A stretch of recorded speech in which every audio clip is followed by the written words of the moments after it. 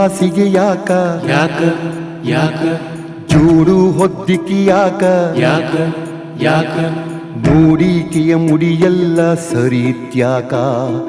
ಮಾಡಿನೊಳಗಿನ ದೀಪ ಉರಿತ್ಯಾಕ ಯಾಕ ಯಾಕ ಯಾಕ